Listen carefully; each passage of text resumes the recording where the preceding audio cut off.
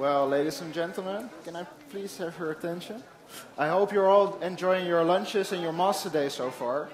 But now for the next hour we're going to do Room for Discussion. And for those who do not know what Room for Discussion is, we are a discussion platform run by students. Is my microphone still working?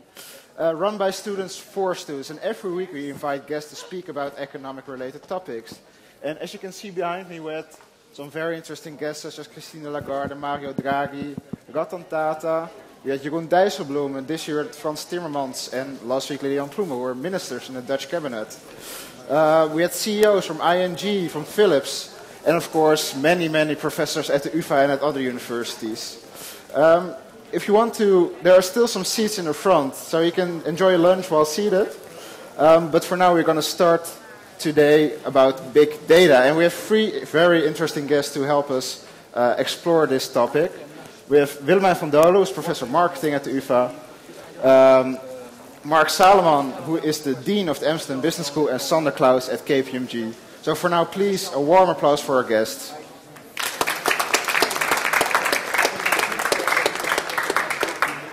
Well, for me, the honor of asking the first question, I would at first like to ask you to introduce yourself. So, what was your first contact with big data, Mr. Salomon?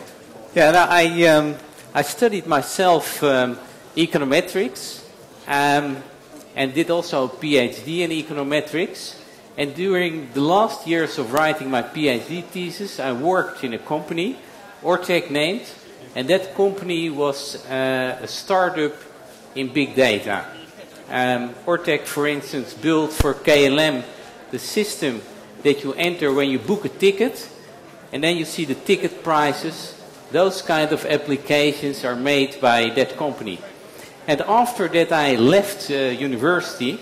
I worked a while for Rabobank in their mathematics department. That was a department that was mainly working in risk management. I worked there a few years and then switched to McKinsey. I worked there for 6 years at McKinsey, and almost all projects involved big data there. Almost all projects were business analytics. And after I left McKinsey, I worked for a while for a law firm, and then started here. And here I also want to further expand our knowledge and our education in big data. All right, yeah. Very interesting. So mainly from an econometric side into the big data. Yeah, mainly from an econometric and business side, I would say also. All right, and also the business. Well, Ms. van Dolen, what is your affinity with big data? Well, actually, wait a second. I forgot to put on the mic.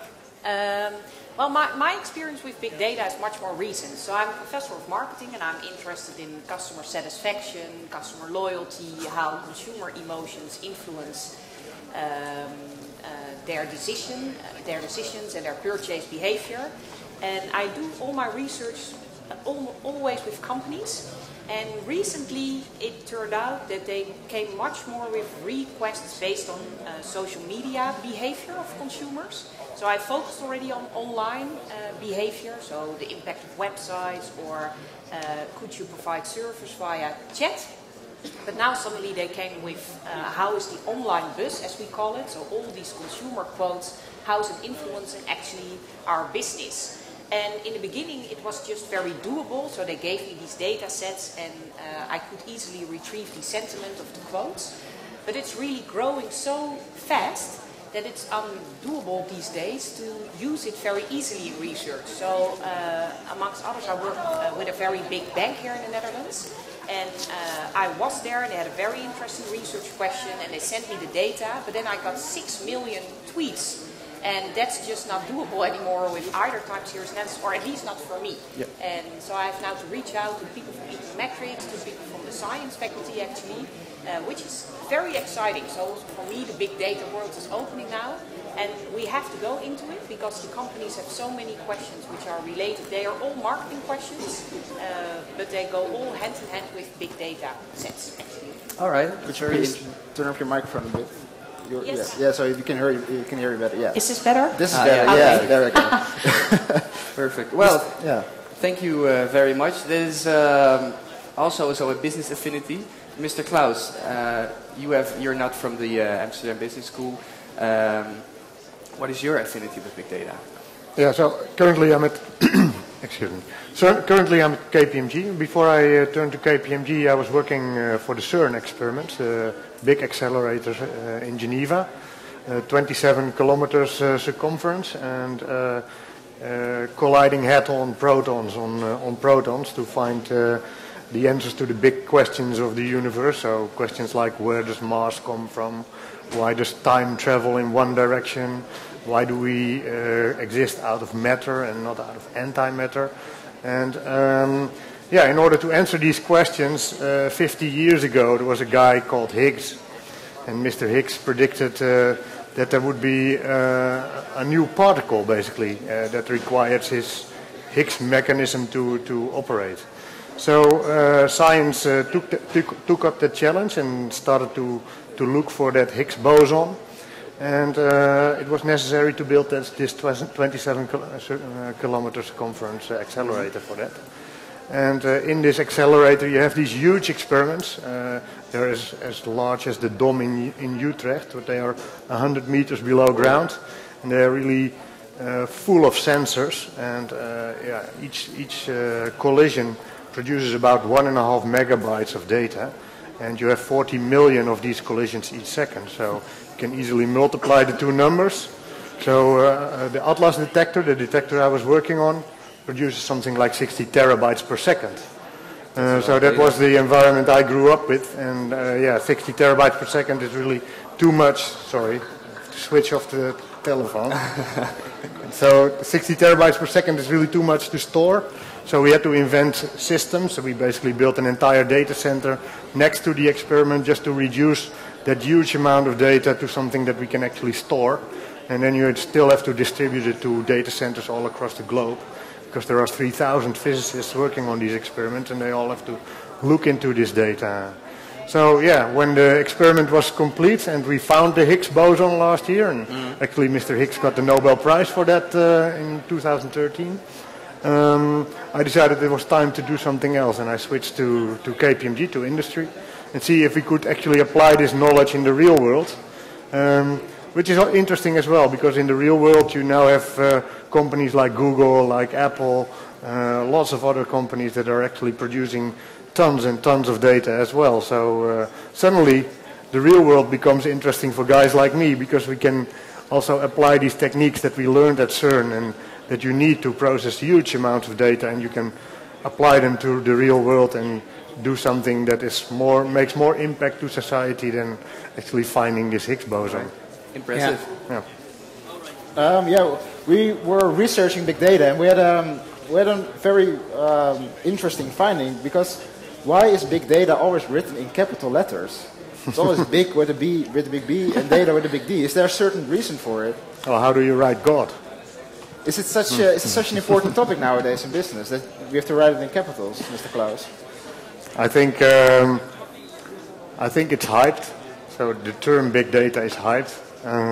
Is it like a brand nowadays? Yeah, and it helps to write it in capitals so that you have brand recognition. But I don't think big data as a term means something. It's more like a concept, and it consists of lots of areas, and yeah, science, econometrics, business side. There are many different lenses that you can take on big data. Everybody has its own interpretation. Well, what's your own interpretation of big data? So I'm trying to move away a little bit from the concept term, the big data term. For me, what's happened in society over the last 20 years is, if you go 20 years back, so basically, let's say one generation, the way that we dealt with information is so much different. We had few sources. You were talking to your parents, you had some good books. You went to school, you had a trusted teacher, so you had few sources that you trusted, and knowledge was about gathering. So we were really gathering knowledge from the data and the information that we have. And if you look at the child these days, you have the movies on the internet where the babies already start swiping the magazines and get annoyed that they don't work like an iPad, right? So So everybody is getting overloaded with all kinds of data from all kinds of sources, with the big difference that these sources cannot be trusted. They come from everywhere, and you don't know what the reliability of a source is. So instead of gathering data, you now suddenly have to combine all these sources, filter these sources, and come up with your own truth of the world, actually, and interpret that. So big data is actually a combination of various data combined, which gives another meaning to all these combined data. Yeah, so it's a new way of dealing with data that is necessary because you now have to deal with a plethora of all kinds of sources. All right, Mr. For me, one of the important things of big data is that all kinds of different disciplines have to work together to be able to do something valuable with this data. So big data is for me typically where business science, econometrics, computer science, and some other areas come together, and people really have to work together in these areas. You cannot say anymore, this is my domain, I don't look outside. So also for the students, all the studies that we will offer in big data will be multidisciplinary studies, where you do business plus econometrics plus computer science. Okay, we'll come back to that a little bit later in our interview. But Ms. van Dolen, you're a professor of marketing, and Mr. Klous already said it's a bit of a hype. Can we say big data, the whole concept of big data, has been a very clever marketing technique by some major tech firms to sell a new product? Or is it truly changing the business world today?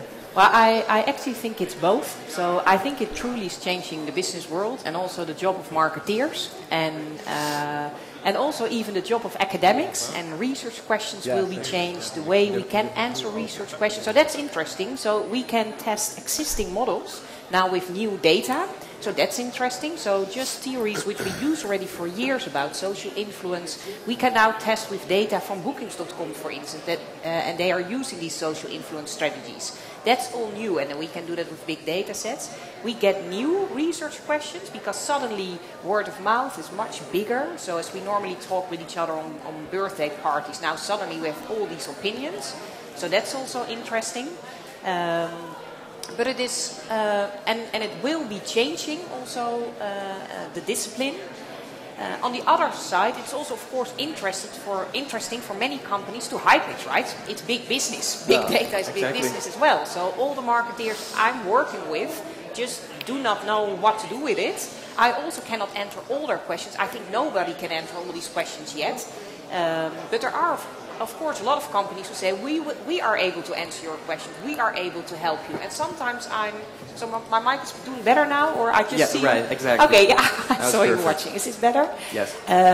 So it's interesting also, if I'm with these companies, sometimes they show me the data that are collected for them by smaller companies, and I'm more or less a little bit, or it makes me sad if I see the quality of the data. But that's not always what companies want to hear from me. So I said, well, the data you are working with, I'm not so sure if they are very relevant or reliable. They focus on not on the good things, but on... Well, they just don't know, and they just want to have answers, right? Okay. They don't have time to wait. They just have to manage their business. So they just want to see the graphs with the answers, with the positive sentiment and the negative, and etc. And then if I say, well, the quotes are not collected in the right way from Twitter, or they are not labeled right. Just to give you an example, so I work a lot with banks, and then sometimes I see in data sets that quotes are in there like, I brought my kids to school and now I'm lying on the couch, which is in Dutch bank. But that shouldn't be in the data set, and it was labeled like positive sentiment, but it was in the graph finally of this bank. So I said, well, this is 6 million quotes. If this is just one example, then I easily could see now already how many of these irrelevant quotes are in that set. And you are working with this data. And so let me talk to that small company who are collecting the data for you. But they didn't want to talk to me then. Probably they thought I'm a trouble seeker, or at least a trouble causer. So, but that's, these are issues, right? So it's a hype. It's a thing which companies really want to jump on. It's big business, but it really will change the world and the field of marketing. It's a bit, I mean, even if the data quality is not sufficient, you can still say something, right? So the problem is that lots of companies are still in a traditional way of thinking, and they move towards master data management, data definitions that have to be correct. Spend millions and millions in that, and they forget about to look on what they really have already. Yeah. So I would say, even though in the 6 million quotes there is maybe there is half that's irrelevant, but that means that you still have 3 million quotes that you can do with that, so if that you can do something with. Yeah, but at least you should not take into account these irrelevant quotes. Of so course. If you think, so I thought it was interesting, I was reading one of your articles where you say, and I totally agree, that there are a lot of data, but one of the things is we should go into action and into insights, or really use the data. Yeah. But sometimes what I see at companies, they really want to go into insights and actions, but just do not want to hear that the process in between is very complicated. So you should be careful and just be also cautious in your interpretation of what you see. So they immediately talk about causality, and that's not always the case. No, I think big data is a hype, but a very useful hype, because it has created awareness at the top management of companies that they really have gold, and that they really need people that can analyze this gold. So in that sense, I mean, it's very good that terms like big data appear in the most important business journals in the US, because the CEOs see, hey, we have this gold, we need to do something with it. So it's the victory of the econometricians. It's very good. Yeah, it's very good that it happens now. Okay. Right. I see you have a question from the audience. I think I forgot to mention it in my introduction. There is the possibility to ask your own questions right here in the center. Please, what's your question? My question is the following. I'm a bit confused about why there's such a hype about big data now, per se. Because I don't believe that only now, since 2010, there are vast amounts of data. There have been vast amounts of data since the internet revolution, right? So maybe since the 19s or the zeros, perhaps. And I'm wondering, is this really a new thing? Are there new techniques that we're using? Or is this 100% marketing hype? I don't think that it is 100% marketing. I read an article exactly on your question. And in this article it was said that there were, in fact, 3 things different from the past. One was the very big volume of data, much bigger than in the past. The second was the enormous variety of sources. There are, with LinkedIn, Internet, Twitter, many more sources where you can get data from. And the third difference was the velocity of the data. That you can now have live data, and which require other type of algorithms than with the more static data that was used in the past, where banks, people that analyze data in banks ask, give me this data set and then do the analysis. Now they do it now immediately, the analysis. It's really real-time analysis that can be done. So when did this ability to analyze these kind of data start? I think it is true that the history of econometrics goes back since a very long time. But econometrics was usually prepare this data set, give this data set, we do the analysis. And now you have much more real-time type of analysis. And that requires also another type of algorithm. Mr. Klous? It's funny, actually. I mean, you are completely right. So I think the internet revolution is beneath this, right? But the internet revolution is something that started somewhere in 95, got really into the public somewhere around 2000. So it's about 10, 15 years ago. So that you say, okay, why didn't it happen before?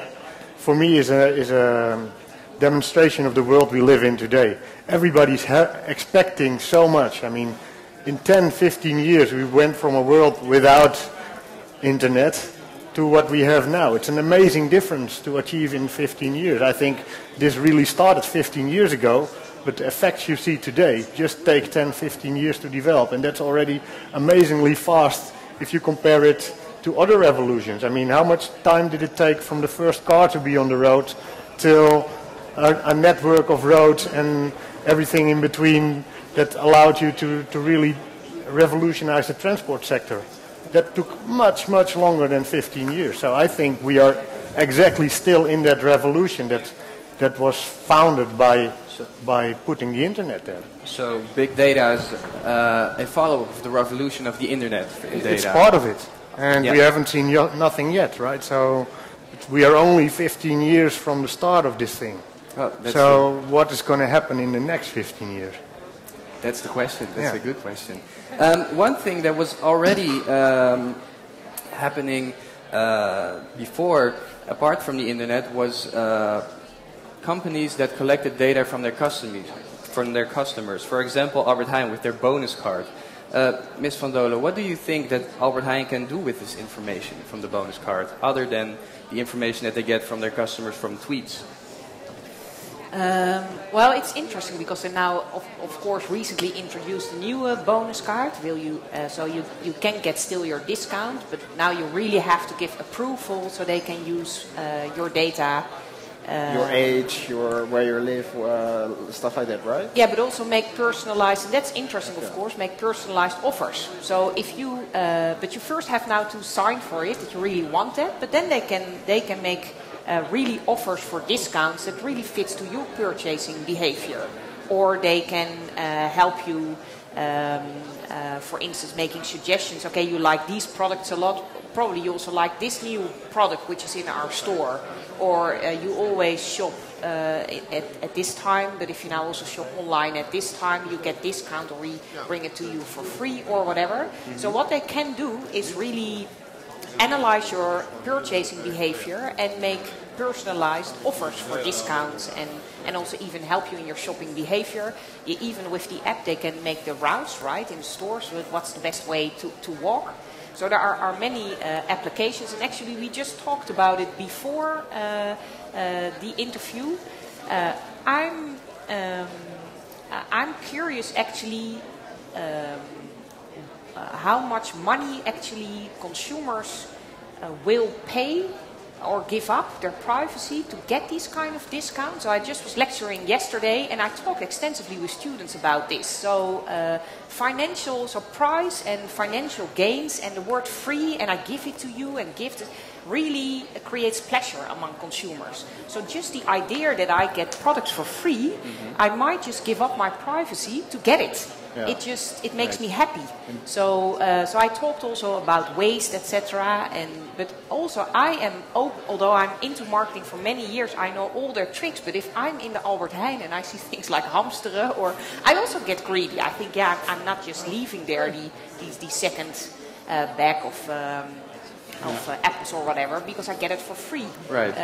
So it's a trade-off between privacy and getting free offers. It can be very dangerous. There is a well-known story of a grocery who discovered that somebody stopped anti-conception, and then they sent they sent Pampers advertisements to that person.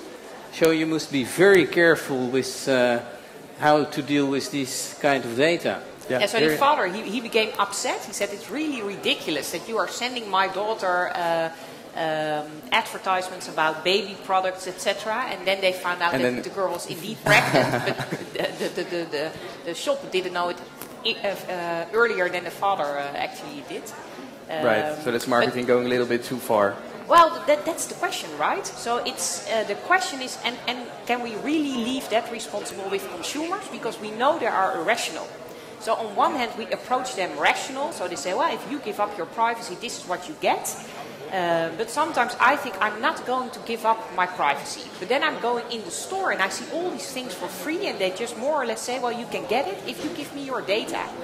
And then I might just decide on the spot to give my data because I just want to have the discount. But that doesn't mean that it is really something which I really want.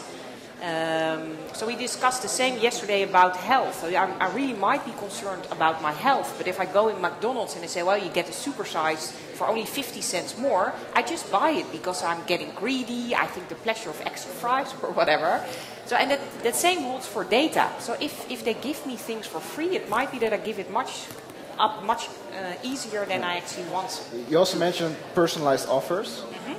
With all this information, would it also be possible that Alwin Lijdsman will charge different prices to different consumers? I might be willing to pay €2 for a loaf of bread. Alwin might be willing to pay $2.40 for a loaf of bread. Will this be something in the future that people pay different prices? That is the example of when you have an Apple computer or a Windows computer.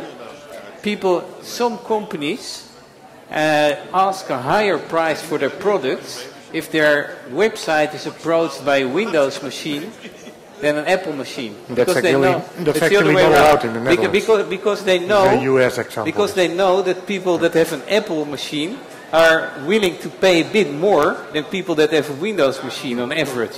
This is a US example, because in the Netherlands this is not allowed. Yeah. It's not allowed. It's illegal by law? Okay, well that's fine, because otherwise I can imagine Alwin becoming quite mad when he's behind me in the line for paying. But that's also interesting, related to this example. We get now also a lot of needs, so we think that this might happen. So we talk about it. Not everyone is aware that it's not allowed in the Netherlands. So I know now already people who browse on one computer but book on the other, because they think, oh, it might influence my the price, right? So that also creates a discussion about transparency. Shouldn't companies be transparent about the things they are doing? Do you think the fact that it isn't allowed in the Netherlands to execute this kind of price discrimination, should it be allowed, or should we be able to capture this consumer surplus? I think in the end, the companies that are going to succeed in this new world are bringing the benefits back to their customers. Right. And that is related to the transparency discussion that Willemijn just started. So, I think that you can already see for major companies that are going more towards sustainable business models. Right? So, make it a belief. It's my belief that that in the end the companies that will really succeed in this are the companies that are able to bring the benefits back to their customers. So I think the example that you just gave is not an example where you bring back benefits to your customers.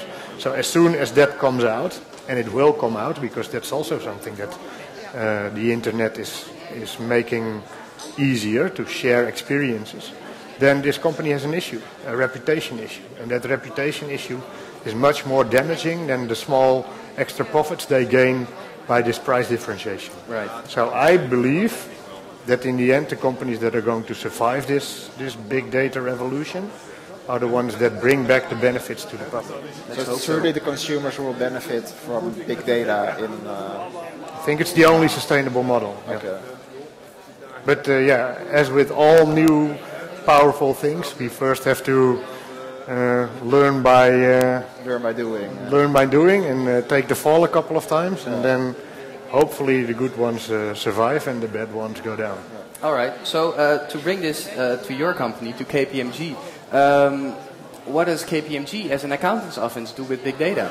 Yeah, so that's very interesting, right? Because KPMG classically focuses on bookkeeping. So if you look at bookkeeping is about getting the correct numbers. And as I just said, getting the correct numbers with all these sources of data is almost becoming an impossible task.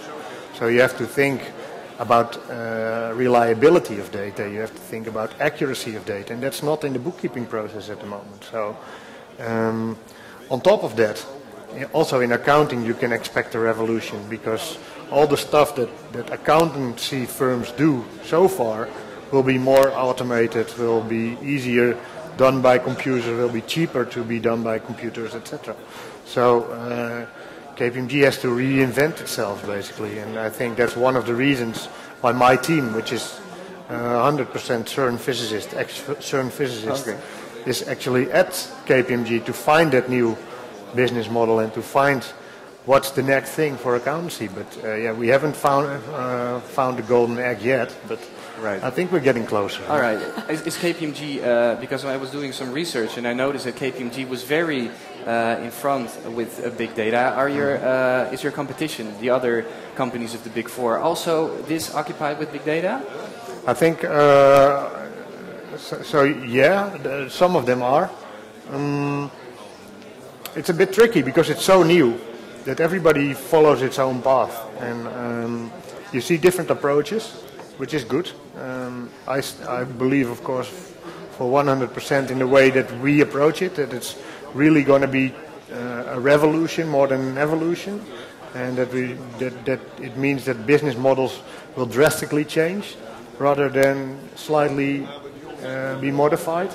So the approach that KPMG takes is really, okay, let's put this new capability in our organization and see where they can get, whereas other organizations are much more conservative, much more trying to do better what they already did, slightly moving to the left or to the right. And we will see in the end who is right. Yeah, right. Because your current task at KPMG is to globally advise companies how to implement big data? Or? What we are doing with my team is basically we don't just do advice. What we would like to do is really start combining data from all kinds of sources, from all kinds of organizations, provide new insights. At the moment that's mostly limited to companies, so even within companies it's already very difficult, for example, to combine operations data with commercial data, because they are so different. So they are in different databases, they have different definitions of data, etc. So usually for an organization it's not easy to combine operational data with commercial data. Could you give us an example? Yes. So for example, let's take a telecom operator. Telecom operator, what they do is they allow you to make phone calls, they allow you to send text messages, they allow you to browse the internet. So that's the operational part, and they collect how much megabytes you are using, how much text messages, etc. Right. So once they have the aggregated information, they send it over to the commercial department, and the commercial department then checks what kind of contract you have with the telco and sends you a bill. But that's a very thin communication line. I mean, you probably can be served much better if you integrate the two. And one of the things we did was, for example, we look at where most people make phone calls. And then that's operational data. But then to make the translation in, what does that mean in euros for an antenna? How much euro do I actually earn with this antenna? So that gives already very interesting insights. Some of them are trivial. Everybody knows that there's probably an antenna in the Randstad is probably worth more than an antenna in the outskirts of the Netherlands. But also some of the insights we generated were very surprising. So for example, we found one antenna that is extremely valuable. So we started looking at, okay, where is this antenna? And it turned out that it was very close to my home, actually. Which was not the reason, by the way, that they made so much money with it, but it was also very close to the Koentunnel. So we started looking into more detail. Why do you make so much money with this antenna, even though in operational data there's not many megabytes going through? So it turned out that this antenna is right in front of the Koentunnel, and everybody, when they are in front of the Koentunnel, are in a traffic jam, so they are starting texting home, I'm going to be late, or to the office, can you please reschedule the meeting? Right. Very short messages, but making them very commercially interesting. So suddenly you have this antenna, and as a company, because you now know what the commercial value of that antenna is, you want to shift it up in your service plans. You want to make a redundant antenna to it. You want to be aware of these kind of outliers in your infrastructure, basically. So by integrating these two data sets, you suddenly can generate much more value from the user patterns of your customers. Right. All right. So in the future, will the competitive advantages of firms, will those be decided by the amount of data they can collect and they can process? Is it going to be information wars in that's both interesting and worrying. So one of the things you see is, I don't know what the English word for it is, but usually in economics you have cartels, which you try to prevent. Okay.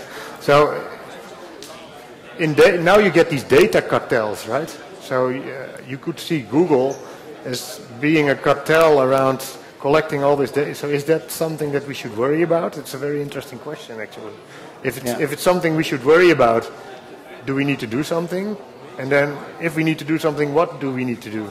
I think these are open discussions, and yeah, it's definitely going to be a huge competitive advantage if a company has all these different data. And yeah, the question is, how much power are you willing to give to a single company? Well, Mr. Salomon, should we worry? Yeah, I think so. I think that we should very closely monitor companies like Google on what they are doing with the data to protect people's privacy for all kinds of reasons. Right. Yeah. Because Ms. van Dolen, you're also focusing on social media in your own research. Can we say that companies like Google and Facebook have changed from the business model of being a search machine, being a social media, to really gathering data and selling it to outside parties? Is this a future business model for those companies? I'm not so sure. So I think we have to worry, and we also have to be excited, right? Because there are new things are coming up. Actually, I was curious how the two of you were thinking about it, because I was discussing it yesterday with students that a lot of applications, especially for companies like Albert Heijn or McDonald's, etc., if they really want to personalize offers, so the example that you in another interview gave, like you are driving in your car, and then if McDonald's could monitor your mobile phone, they know you're driving away for a couple of hours, you're close to a McDonald's, probably you're hungry, and they can give you a personalized offer. So that could be exciting, it also could be worrying. But the thing is that McDonald's should have access to these data. Will then telecom providers sell these data, or will McDonald's collect it themselves? Because to make all these advantages, but also disadvantages perhaps, data need to be combined. And I'm just curious how the future will look like. Will, like Google, etc., and Facebook, they collect a lot of data themselves, but other companies need data from these telecom providers, and Facebook and Google, will they share it or sell it? What worries me a lot is that as a consumer, you don't know exactly what is happening with your data. So it's very intransparent what Google or LinkedIn or these companies are doing with your data. If it would be more transparent to me, I would worry less. But I don't know now what they are doing with it. Right. Are you even able to opt out of the system? For example, if I don't want any of those companies to know anything about me, I don't want any special offers, do you think you will still be able to get out of the system? Difficult. So if you, sometimes I'm on stage with Brenno de Winter, the journalist, and one famous example of Brenno is his high school reunion was organized over Facebook. So he didn't have Facebook. Right. He was forced to be on Facebook if he wanted to go to his high school reunion. So you will get more and more of these examples where there is enormous social pressure to actually participate in these. There's a question. Thank you. I have a question because this situation you guys are explaining shows large similarities to the financial system in the sense that consumers often don't know their products, what they are involved with. Transparency is hard, but data has vast amounts, large sizes. And I was wondering, we already have problems monitoring the financial system, but how should we monitor the information system in the future, especially if our smart minds are all attracted by large firms such as Google, Yahoo, Facebook? Yeah. Maybe there's a role for KPMG. I don't know. Yeah. No, yeah, I like the analogy because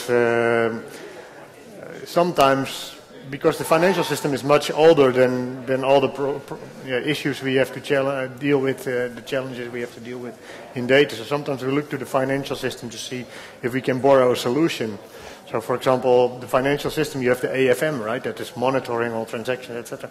So, but is that the right solution? Because they weren't really effective in the last financial crisis either. So, if we even didn't find the solutions in the financial system, it's very tough to actually make use of an analogy if you already know that even in the other side of the analogy it didn't work. So yeah, it's a very good question. I think you need to have some kind of review on as soon as you start making major decisions based on data. You want to have some review mechanism on that.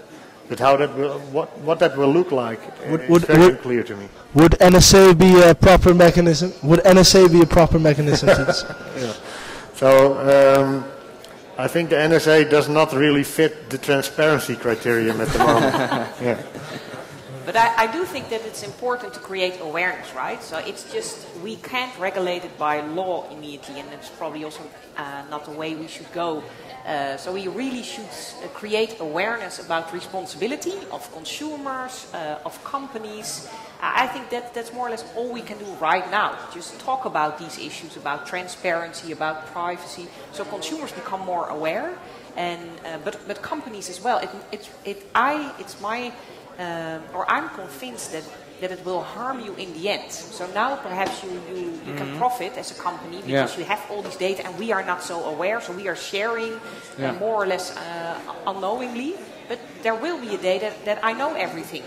And it might hit back. So I think just talking like this and with students and with other stakeholders is very important. But this is pretty contradicting, because on the one side they should be transparent to their customers, and on the other side Mr. Klous just told us that there is going to be a big war on data. For the one who has the most data will have the most power, the most market power. So I can imagine that companies won't really be willing to share all this information. But transparency does not necessarily mean that you need to be transparent about the insights you obtained. You just need to be transparent about what insights you try to obtain and how you try to obtain them. Right. Yeah, and I think what Willemijn is indicating is that you can do as a company things with the data which are currently not against the law, but in a few years people will say, hey, that's strange that you have done this with our data.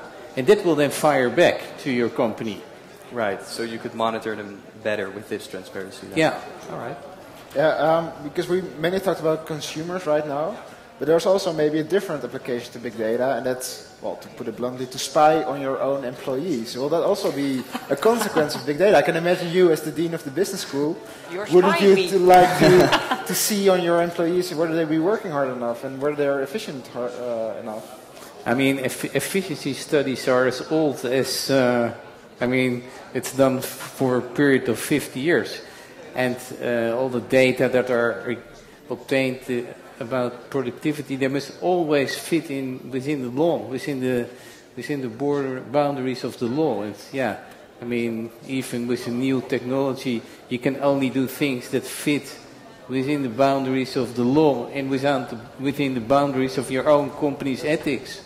But what are these limits on data gathering in general? Is there, there's a law, but... Well, I would actually formulate your question a little bit more positive. So I think as an organization, there's a huge opportunity to improve your operational efficiency. And that contains parts that are related to your employees, but it also contains parts that are related to your infrastructure. But by having more data available about your internal processes, you can basically optimize them, right? Yeah. And for example, if you look to the healthcare system, the healthcare system increasingly becomes unaffordable.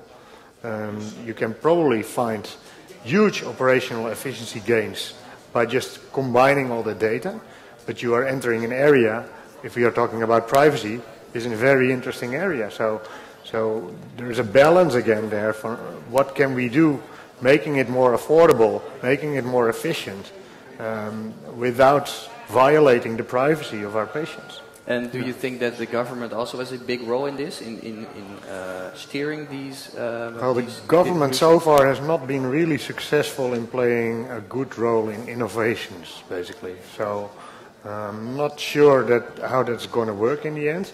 So if you look at our own domain, their most significant changes are in the cookie law, for example, which everybody suffers from nowadays, right, because we have to click away all these cookies all the time without even reading them. So they are, in general, they are treating the symptoms instead of the cause, and they are responsive instead of proactive. So I think these are two typical government treats that do not work very well in an innovative I think the environment. government is also hindered by the fact that it's country by country. whereas the internet is over the whole world. Right. So it is very difficult also for a country to regulate privacy and data, things like that. It's very difficult. My personal opinion is that they should focus much more on the transparency that we just mentioned than on symptoms like how do we avoid cookies. Yeah. Right. How do we avoid them instead of solve them? Yeah. So big data is really important, becoming really important in the business world. You mentioned already before. How will the UvA, or how will universities in general prepare its business students on the future? We are going to offer from September on, both in econometrics and in the business school, and also in Sander's information science department of the UvA, courses for students that want to learn more about big data. And that learning about big data, as I said, is multidisciplinary. So the courses will be both in econometrics, computer science, business, in all areas. So that's also very interesting, I think, for students. Right. Do you think that well, there has been a lot of scrutiny on economists as of late because they didn't predict the crisis of 2009. Do you think that big data maybe will be the golden egg for economists to be able to predict the people more? I don't know. I mean, it's a rather general statement, not predicting. There were people that predicted that something could happen. I mean, it's always you have data, you have a model, and you know it's stochastic data, and there is a large possibility that you make prediction errors, and that will never disappear. Right. But does this reduce? Will this big data make the ability to? Probably you could say there will become more expertise in the world about econometrics and statistics, and also about its limitations. Because do you use big data in your own research nowadays, Mr. Van Dolen? Yes, I do. But it's also in its early stages. So I get this big data from companies, and that's already a thing, right? Which I have to solve because you have to sign contracts. You get their data. I would like to publish about it because I'm an academic. So that's already an important step in the phase. But for some companies, I resolve that. But then what I said in the beginning of the interview, I have to reach out to other faculties as well. So I cooperate now with people from the science faculty, and with so from computer science as well as computational science. I work together with the people from econometrics. So, but it's just in the early stages. So it's also one of the reasons I feel really the responsibility to students also to learn them how to work with it as I'm learning it right now. And that's also why we started this specific track, because I don't think we can't do it on our own, and we really should reach out. And for me, the University of Amsterdam is in that sense very interesting because they are all colleagues, so all these expertises are there, but we have also to learn to talk to each other. So now I'm often over to Science Park, and then we sit there with coffee, and I explain my theories, and they explain their theories, and then suddenly we come up with different ideas, and we are going to test it. And then people also from Slovenia are involved, or from Russia, so it's becoming, and then I involve students, which are not always marketing students, but also students from the science faculty who are interested in marketing. So that's really fascinating, so it's really changing. So yes, I do use these data, but it's a new world, which is also opening for academics as well as the business world, and students, I would like to say. Right. You also gave a very interesting example in the beginning of our interview about the banks with their Twitter. How can you guarantee or filter out proper big data, useful big data and non-useful big data? How do you guarantee its usefulness? Well, that's an interesting question, and of course one of the things is that I'm testing if it's useful. So one of the things we are trying to predict is this online buzz really of influence of companies? Or I'm not sure, how do you mean useful exactly? Do you mean good data quality? Predictive power for something. Right. Yeah. So in that sense, well, that's of course one of the questions. What can we predict with what? So that's a very important research question, especially now that the online bus is growing so much. So in the beginning you thought, well, perhaps each tweet can have an influence, but now there are so many. But what's also very interesting, they of course never monitor only their online bus, but also of their competitors. It's all open, right? So they are curious, okay, this is bank A, but how are the people tweeting about bank B, C, D? And I'm very interested in how are they influencing each other. So if there's more negativity around bank B, is it influencing also the others? So is it the general perceptions about bank then which is your influence, or are they acting like competitors? So if one goes up, the other goes down in terms of positive sentiment, for instance. So I really think we can use it to predict also things and sales, especially, or because that's where I'm interested in as a marketeer. But it will cost quite some time, just because of the steps that I said. So we also need to make sure the data quality is good enough, they are labeled in the right way. We now work a lot with positive and negative sentiment, but it's of course much more complicated, right? So we have 11... Would I be able to manipulate it if you work in positive and negative sentiment? If I tweet 1,000 times and there's like, oh, there's a lot of talks about Apple, for example. Will I be able to manipulate these data streams? As a company or as a consumer? As a consumer? Well, probably if you are tweeting constantly the same, I will detect it because I will see, hey, there is someone. So I did also research for the Dutch railways, and there we find out that there is a tweet bot who is always, when there's something #fail, they are retweeting it. So we removed that part. So probably, but that's all about data quality. So we should have mechanisms to detect that. And for many companies it's so much that it's difficult to influence. But for instance, Samsung was recently in the news because they posted fake tweets. But it was also detected, and then it will really harm your brand. I think you shouldn't do it anyway, but even if you do it, it can be detected. But we need good people and knowledge to find out what the data quality is. Probably it's interesting to say also a bit about the labor possibilities for students that graduate here. Absolutely. In big data. In Harvard Business Review, it was mentioned as one of the areas, so the area with the largest possibilities of getting very good jobs. Big data. Big data. So big data specialists were in the top 3 of professions. Well, you chose the right job, Mr. Klous. It was called the sexiest job of the 21st century. Yeah. That's you. Right.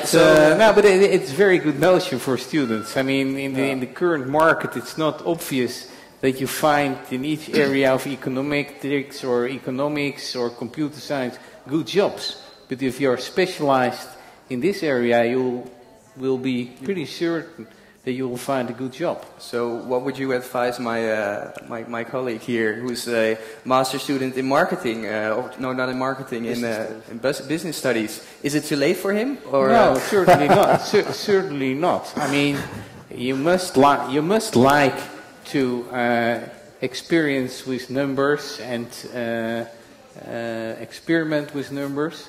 But if you like that, you can learn it. And all right. I think that even people that are not top quality in mathematics can learn it because they can be attracted by the practical application. And since they like the practical application, they become also more interested in the technique. Right. I think even for the non-technical people, there are huge opportunities there, right? So if you look at the whole ethical discussions that come along, there's also a huge opportunity there. If you look at the law side of things, so all these dimensions become boosted basically by this. So definitely a huge. So everybody that has any feeling for numbers and should come to us, but everybody that doesn't, please study law and ethics. And if it's related to data, then you must be going a good way. Yeah. Right. But I do go to primary and secondary schools just to explain the fun of knowing much more about numbers. So it is also creating that awareness already. So there's sometimes still the feeling, numbers are scary or whatever. That's why just just keep on studying it already at primary and secondary school, and you can do studies which really will make you able to answer very interesting questions. Okay, so still some hope for me. No, I think we're coming to an end right now, but I just want to hear your opinion of how is the world going to look like in 10 years with big data? How is it really going to change everything we have out here? Mr. Klous, you probably have the best. So I'm going to try to wrap in two topics that I wanted to comment on, but wasn't able yet. So first, the question that you asked about if we are able to predict financial crises, right? So, what I would love to see is that big data is used to reduce complexity instead of increase it even further. So if I look at the engagements that we are doing, we are trying to make things simple. And if you look, for example, at a bank that is currently doing risk analysis on their mortgage portfolio, they have to make huge efforts to estimate what the prices are of the houses on the market. But these days we can look at Funda, for example, and you can simply see what people are asking for their house. So that makes things easier rather than more complex. So I think that's one of the things we should focus on. So how can we make things easier by using more data rather than even more complex? Because I think there is no chance if you make things more complex that you make them more predictable. Yes. So that's one of the things. The other one was that I found very interesting when you asked Willemijn about the value of the data and how you. So what tends to happen is that you can make better estimates of the value of the data simply by adding more data. And sometimes that means more data from a similar type, and sometimes it means more data from a different type. And for example, at CERN, at a certain point we found out that the mass of the Higgs boson had some disturbances in it during the measurements. And we found out that they were about monthly. So we started looking outside of our own data, and they were correlated with the position of the moon above Geneva. Oh, wow. So what happens is, if the moon is above Geneva, then the water in the lake is slightly higher, and it pushes the ring outwards. So the ring is slightly longer when the moon is over Geneva. Yeah. But you would never have ever found that when you would stick to your own internal data. That's very interesting. So you can only get to these insights if you start enriching data with even more data. And these 2 points that I make are obviously contradictory to each other, because adding more data adds complexity. So it's a balance that you have to find. How do you reduce complexity, and how do you create value by adding more data? So my future in 10 years from now, I would be very happy if we were able to make things simpler by doing big data. Right, so more data, but simpler. I think that this whole big data age, on one hand, in 10 years from now, we will have more insights, not only in economics, but also in health, in behavior of people. But I believe also that, for instance, many jobs can be lost. Right. How come? Also, because of automation, of better understanding of processes that must now be done manually. And I'm not sure whether those jobs will appear elsewhere due to these kind of advantages that occur. So it's for me also a bit dualistic, which doesn't take away from me the idea that it is a very interesting, important development all around big data. Should we try to then stop it or create other jobs for it? I mean, it is not to stop, but I think we also have to be careful and think about these job losses and opportunities elsewhere. Right. And I know it's a bit controversial, this whole idea. It was, I think, last month also said by the CEO of Google or Microsoft, I'm not sure, one of the two, who said that. And I also believe in that, and we have to be careful as well there. All right. Ms. van Dolen, what do you think the world will look like in 10 years? I haven't heard any flying cars yet, so... No, I stick to my field, so marketing. I think it will really change. The job is already changed, but it will keep on changing of marketeers. So it will be much more data-driven, so different knowledge is needed. But also I think that the power of brands will become less, and it will be much more into the hands of the consumer. So they really will, it's for me much more interesting to read what other consumers think about a brand or a hotel or a restaurant than what the restaurant is communicating themselves. And that will become more and more. So in that sense, the power will really change from companies to consumers, and that means that for marketeers there's really a different game to play. So it will change, but I think from a consumer perspective it's very positive. All right, so a power switch to consumers. I think so, yeah. Well, that sounds absolutely like a positive thing. I have one last question, Mr. Salomon. Data information and gathering is everywhere, but what do you think that what data has been collected in this past hour on the Master Day at the UvA? Have you already seen, can you after this day see what people here will study at the business school next year? I observed at the beginning a big audience, and at the moment almost nobody there anymore. So that's the data that I collected. Well, on that note... also on the note of the audience, I think that it has come to an end. I would like to thank you all for being here today. I thought it was a very interesting session. Time has already ran out. We'll be having another big session in 3 weeks with Bram van Ooyek, the party leader of GroenLinks. And for now, I would like to thank you as the audience for staying here. And I would like to ask you to join me in a round of applause to thank Marc Salomon, Willemijn van Dolen and Sander Klous for this interview. Thank you very much.